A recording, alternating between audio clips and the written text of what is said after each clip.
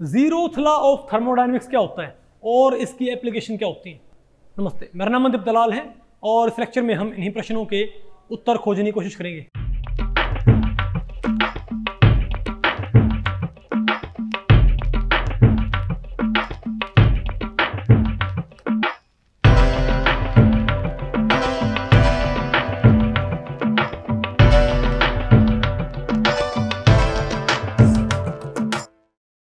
अब बताओ मैं क्या पढ़ना, बताओ भाई। जीरोथ लॉ ऑफ थर्मोडायनेमिक्स, ठीक है। तो भाई इस टॉपिक को हमने टोटल 3 सेक्शंस में डिवाइड किया। पहले हम क्या पढ़ेंगे, statement of zeroth law of thermodynamics, फिर हम क्या पढ़ेंगे, history of zeroth law of thermodynamics, फिर अपने क्या पढ़ना है, applications of zeroth law of thermodynamics, ठीक है बात। तो पहले बताओ हम क्या देखते हैं, statement of zeroth law of thermodynamics. तो ये भाई क्या बोलता है, अगर दो थर्मोडायनेमिक सिस्टम्स आपस में क्या थर्मल इक्विलिब्रियम में with a third system, if two thermodynamic systems are in thermal equilibrium with a third system, they will also be in thermal equilibrium with each other. समझिए बात, आप इसको ऐसे बोल सकते हो भाई, अगर दो बॉडीज का टेम्परेचर क्या है, एक तीसरी बॉडी क्या भाई बराबर है। अगर दो बॉडीज हैं ए एंड बी, अगर इनका टेम्परेचर एक तीसरी बॉडी सी के बराबर है तो इनका टेम्परेचर आपस में क्या होगा, बराबर होगा। बात आपको पहले पड़ेगी भाई। ये बताओ क्या होती है, बोलो भाई। इसमें क्या बोलते हैं, जीरोथ लॉ ऑफ थर्मोडायनेमिक्स, ठीक है।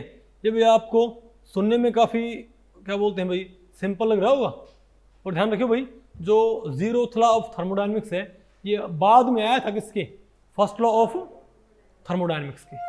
लेकिन भाई इसकी जो इंपॉर्टेंस है, इसका जो एक तरह से क्रोनोलॉजिकल जो ऑर्डर है क्या, अरे भाई इसका जो क्या है क्रोनोलॉजिकल ऑर्डर, वो इसका ऐसा बनता है कि हमको पहले आना चाहिए बजाय कि किससे भाई, फर्स्ट लॉ ऑफ थर्मोडायनेमिक्स। इसीलिए क्या बोलते हैं भाई, इसीलिए ये डिस्कवर बाद में हुआ था, लेकिन इसको पढ़ाते क्या है फर्स्ट लॉ से भी पहले।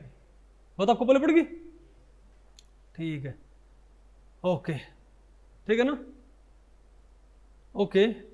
और इसकी भाई इसकी कई सारी क्या होती हैं बताओ, इसकी और भी क्या होती हैं, डेफिनेशन होती है। एक तो ये आपको बताया था भाई, एक तो ये हो गया ना थर्मल इक्विलिब्रियम का, और एक कौन सी होगी, अरे भाई एक तो हमारे पास तो क्या आ गई, हमारे पास थर्मल इक्विलिब्रियम आ गई हमारे पास।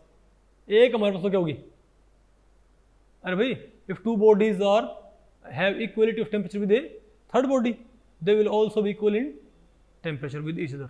बोलो भाई, their temperature will also be equal to each other. ये भी क्या होती है इसकी डेफिनेशन। एक क्या होती है इसकी डेफिनेशन बताओ भाई, कि सभी तरह की हीट्स क्या होती हैं सेम, क्या, अरे भाई all kinds of heats are same, सारे एक हीट क्या होती है आपस में होती है, तो भाई बराबर होती है। ये सब क्या है इसकी भाई डेफिनेशन।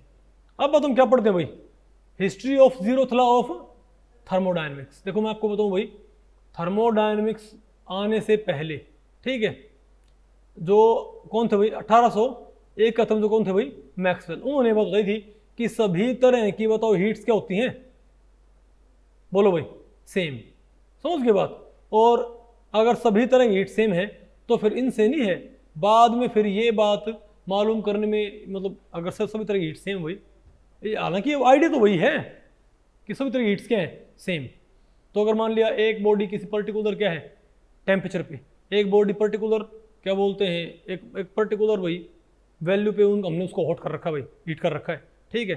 एक पर्टिकुलर हॉट बॉडी है, एक दूसरी हॉट बॉडी भाई, समझ गए बात। तो ऐसा नहीं है कि भाई अगर आपने इनको हीट करने का हमारा मेथड क्या है अलग है, कुछ और है, समझ गए बात। ये दोनों हीट भी सेम है तो इनका टेम्परेचर अगर किसी तीसरी बॉडी क्या है सेम, तो इनका आपस में क्या रहेगा भाई सेम रहेगा। मतलब बात आपको पहले पड़ी कि हीट सभी तरीके होती है भाई सेम होती हैं, ठीक है। हीट्स में जैसे एनर्जीज होती हैं वो क्या होती है अलग अलग तरह की होती है। आपको पता ना इलेक्ट्रिकल क्या होती है, अरे जो एनर्जी वो हमारे पास क्या होती है भाई, इलेक्ट्रिकल एनर्जी अलग होती है, केमिकल एनर्जी क्या होती है अलग होती है, इजंट इट। लेकिन हीट सारी क्या होती है सेम। और सिर्फ वही नहीं है, जो थर्मोडायनेमिक स्केल ऑफ टेम्परेचर होती है वो भी डेवलप करने में हमको हेल्प मिलती है। इसका आगे आपको भाई एप्लीकेशन बताएंगे, ठीक है ना बात, ओके। और एक इंडियन साइंटिस्ट भी थे भाई, मैं आपको बताऊं भाई, ठीक है, ओके। बोलो भाई।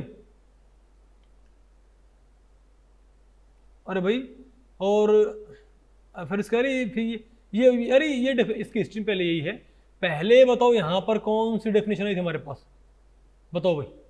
अरे भाई इनका ऑर्डर बता रखा है कि पहले भाई हिस्टोरिकली पहले डेफिनेशन कौन सी आई थी कि सभी तरह की हीट्स क्या होती हैं, सेम होती हैं। फिर कौन सी आई थी, बोलो भाई। अगर दो बॉडीज का टेम्परेचर क्या आपस में, तीसरी बॉडी बराबर, तो उनका टेम्परेचर आपस में क्या रहेगा, तो भाई बराबर रहेगा, ठीक है। और इसमें दो भाई हमारे पास क्या थे, इंडियन साइंटिस्ट BN श्रीवास्तव और मेघनाथ साहा। उन्होंने भाई इसके बारे में तो क्या था भाई, उन्होंने भी इसके बारे में काफ़ी वर्क किया था उन्होंने भाई, ठीक है। उन्होंने कहा था कि हर एक physical quantity must be every physical quantity must be measurable in numerical terms. तो भैया आप जो टेम्परेचर है उसको भी आप इजीली मेजर नहीं करते क्या, अरे बोलो उसको आप न्यूमेरिकल वैल्यूज में आप उसको मेजर नहीं करते क्या। और तो फिर और लास्ट में तो कौन सा है हमारे पास, अगर दो बॉडीज क्या हैं, अरे भाई अगर थर्मल इक्विलिब्रियम में क्या है तीसरी बॉडी से, तो वो आपस में भी क्या होगी, थर्मल इक्विलिब्रियम के अंदर होगी। बात आपको पहले पड़ेगी, अरे इसमें ज़्यादा कुछ है नहीं भाई, समझ गए बात। बस बात यही भाई कि डेफिनेशंस किस ऑर्डर में आई थी, पहले कौन सी थी, बाद में कौन सी, बाद में कौन सी आई थी। ओके, ठीक है, हिस्टोरिकल बैकग्राउंड, ठीक है। अब बताओ क्या एप्लीकेशन ऑफ थर्मोडायनेमिक्स। तो भाई देखो इसकी वही एप्लीकेशन बहुत ज़्यादा हैं, लेकिन जो सबसे मोस्ट इंपॉर्टेंट एप्लीकेशन वही जो आप क्या बोलते हैं लेबोरेटरीज में आप इस्तेमाल भी करते हो, वो है थर्मोमीटर। अब वो जो थर्मोमीटर है, चाहे भाई वो बुखार मापने के लिए इस्तेमाल किया जाता हो भाई थर्मोमीटर को हम भाई क्या उससे हम बुखार मेजर नहीं करते इंसानों का, लेकिन आप अलग अलग कंपाउंड्स का क्या आप भाई जो मेल्टिंग पॉइंट होता है लैब में, क्या आप किसी कंपाउंड का मेल्टिंग पॉइंट जो मेजर करते हो, तो क्या उसमें आप थर्मोमीटर यूज नहीं करते क्या, है ना, मेल्टिंग पॉइंट या बॉइलिंग पॉइंट भाई, ठीक है। तो जो थर्मोमीटर होता है जो इतनी जगह इस्तेमाल होता है भाई, अगर आप भी अपना स्मार्टफोन खोलोगे तो वहाँ भी आपको बताया जाएगा भाई कि इतना टेम्परेचर है फलां शहर में ढिमकाना शहर में, होता है ना सब भाई। तो वो भी किसके ऊपर बेस्ड है, थर्मोमीटर के ऊपर बेस्ड भाई। तो थर्मोमीटर किस प्रिंसिपल के ऊपर काम करता है, ये भाई जीरोथ लॉ ऑफ थर्मोडायनेमिक्स कि अगर दो बॉडीज का टेम्परेचर क्या है, एक तीसरी बॉडी क्या भाई बराबर है, तो उनका टेम्परेचर आपस में भी क्या है, सेम है। समझ गए बात। और क्योंकि थर्मोमीटर कैसे काम करता है, थर्मोमीटर उस इक्वेलिटी को नंबर की शक्ल देता है। हम क्या करते हैं थर्मोमीटर में भाई, एक क्या होता है मरकरी जो एक्सपेंड करता है हीट एब्जॉर्ब करके, पता होगा ना कोशिश है भाई। अरे जो मरकरी होता है क्या करता है, वो एक्सपेंड नहीं करता, क्या एब्जॉर्ब करके हीट एब्जॉर्ब कर। तुम क्या करते हैं, मान लिया भाई तो इसका पे देखो, मान लिया हलवा है, आपने हलवा खाना है और आपको ये नहीं पता भाई इसका टेम्परेचर कितना है। अब दो तरीके हैं, या तो उसको खा के देख लो एक बारी, भाई पता लग जाएगा, इजंट इट। लेकिन आपको पता भाई हलवा अगर भाई गर्म हुआ तो जीभ जल जाएगी, इजंट इट। तो आप भाई यहाँ पर नहीं है जो जीरोथ लॉ ऑफ थर्मोडायनेमिक्स वो आप इस्तेमाल कर सकते हो। उसमें क्या होता है कि भाई हमने देख रखा है, हमने थर्मोमीटर कभी कहाँ रखा था, उबलते पानी में। हमको उबलते पानी पता, उबलता पानी क्या होता है, बहुत गर्म होता है ना, इजंट इट। हमने थर्मोमीटर वहाँ रखा हुआ है, तो मान लिया भाई उसने वो जहाँ तक पहुँचा ना रीडिंग, वहाँ हमने क्या लगा दी मार्किंग, उसको हमने क्या बोल दिया 100।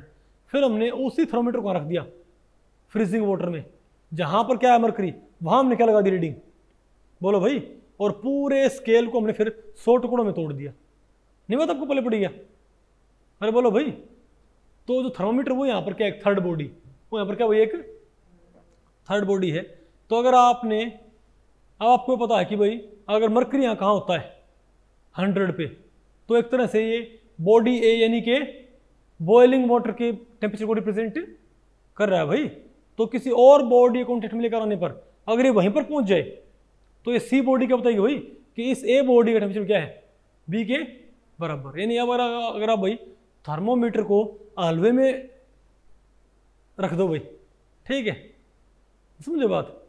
अरे जैसे आपको पता है पहले आपको पता होगा, पहले भाई अरे जो क्या बोलते हैं भाई छोटी बच्ची नहीं है, जो छोटी लड़कियां होती थी, वो अपने भाई के साथ भाई भैंसों को क्या बोलते हैं तालाब में पानी पिलाने जाया करते ना साथ में, ठीक है। तो उनकी भैंस अगर गोबर कर देती थी, ठीक है, तो उस गोबर को मार्क करने के लिए आपको पता है क्या टेक्निक इस्तेमाल होती थी, उसमें नहीं है एक डंडी टांग दिया करते उसमें गोबर में, एक लीकड़ा उसको बोलते हैं क्या भाई, ठीक है, या तो उसके ऊपर थोड़ा पैर लगा दिया करते, उससे वो गोबर क्या हो जाया करता, उस पर फिंगरप्रिंट आ जाया करते हैं पैरों की उंगलियां भाई, ताकि वो भाई कि भाई ये इनकी क्या है, ये इनका इसके ऊपर मालिकाना हक है, उसकी भाई उसको बोलते थे रजिस्ट्री, वो क्या हो जाया करती उस गोबर की रजिस्ट्री हो जाया करती परमानेंट, ठीक है।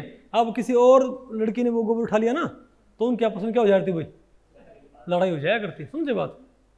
तो जैसे भाई वो गोबर में लिकड़ा टांग दिया करते ना, वैसे ही अगर आप हलवे में अगर आप क्या टांग देते हो, थर्मोमीटर, और वो मरकरी कहाँ पहुँच जाए 100 की स्केल पे, तो आप समझ जाओ भाई कि बताओ भाई इस हलवे का टेम्परेचर कितना है, बॉइलिंग वाटर के बराबर, ये खाने के लायक फिलहाल है नहीं है क्या आपको भाई, ठीक है। तो जो क्या है थर्मोमीटर भाई, वो हमको पता है बहुत यूजफुल क्या है। अब बता ना कोविड में, अरे कोविड फैला था भाई, तो थर्मोमीटर और क्या थे वो, पल्स ऑक्सीमीटर, सारा कुछ यही तो था, ठीक है, ओके। तो ध्यान रखियो भाई। और एक बात और भाई, क्योंकि हमने थर्मोमीटर क्या है, हमने भाई फ्रीजिंग वाटर में रखा, वहाँ क्या लगा, हमको पता फ्रीजिंग वाटर क्या होता है, काफ़ी ठंडा होता है, वहाँ पर हमने क्या रख दिया 0। बॉइलिंग वाटर में रखा, जहाँ पहुँचा मरकरी वहाँ पर क्या मार्किंग लगा दी 100, बीच में हमने 100 डंडे खींच दिए भाई, वहाँ पर 100 लाइन खींच दी, इजंट इट। अब अगर मान लिया हमने भाई थर्मोमीटर कहाँ रखा, किसी नॉर्मल पानी में, और वो पहुँचा बीच में पहुँच गया, बिल्कुल हम समझ गए भाई कि इस चीज़ का टेम्परेचर क्या है, फ्रीजिंग वाटर और बॉइलिंग वाटर के बीच में है, बिल्कुल नहीं आएगा आपको, अरे बोलो भाई, ठीक है। तो इस तरीके से भाई तो जो क्या होता है थर्मोमीटर होता है भाई, वो किसके ऊपर डिपेंड करता है, 0th लॉ ऑफ थर्मोडायनेमिक्स। अब बताओ भाई, अरे यही आ गया भाई, क्वेश्चन क्या है, thermometer is based upon first law of thermodynamics, 0th law of thermodynamics, second law of thermodynamics और थर्ड लॉ ऑफ थर्मोडायनेमिक्स। तो कौन सा भाई, 0th लॉ ऑफ थर्मोडायनेमिक्स दिया गया। आसान है कि मुश्किल है? तो भाई इस लेक्चर में इतना ही। अगर इस लेक्चर के बारे में आपके कुछ प्रश्न या सुझाव हैं तो आप मुझे नीचे कमेंट सेक्शन में पूछ सकते हैं, मैं उनके उत्तर देने की पूरी कोशिश करूंगा। तो भी ठीक है, मिलते हैं अगले लेक्चर में, तब तक के लिए नमस्ते।